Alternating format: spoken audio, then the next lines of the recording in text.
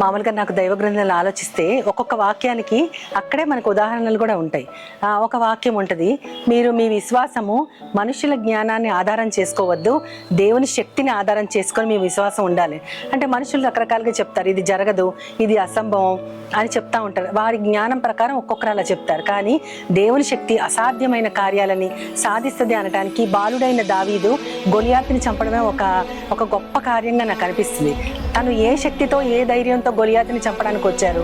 ఇశ్రాయేలు సైన్యం అంతా కూడా ఆయనకి భయపడి వెనక వెళ్ళిపోతూ ఉంటే ఎవ్వరికి కూడా అంటే దేవుని నామాన్ని దూషించబట్టాన్ని ఆ బాలుడైనటువంటి దావీదు సహించలేక తనకున్న ఒక చిన్న క్యాట్ బాల్ని తీసుకొచ్చి ఒక రాయితోనే గొలియాతుని చంపుతాడు.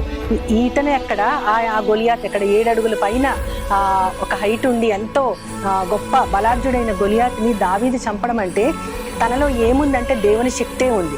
కేవలము దేవుని నామాన్ని దూషిస్తున్నాడని ఆ బిడ్డకి రోషం కలిగి ఆ పని చేశారు. కానీ అసలు ఆ బాలుడికి ఏమాత్రం శక్తి లేదు. అతనికి ఉన్నది ఏంటంటే దేవుని యందు విశ్వాసము, దేవుని ఆత్మశక్తి ఆ దావీదుని నడిపించింది కాబట్టి అంత బలాఢ్యుడైన గొలియాతుని చంపగలిగాడు. కాబట్టి మన విశ్వాసము మనుష్యుల జ్ఞానాన్ని ఆధారం చేసుకోకుండా దేవుని శక్తిని ఆధారం చేసుకుంటే మనము దేవుని నామము ఆయన నామంతో జరగగలిగే గొప్ప అద్భుత కార్యాలకి మనం గొప్ప సాక్షులుగా ఉంటాం.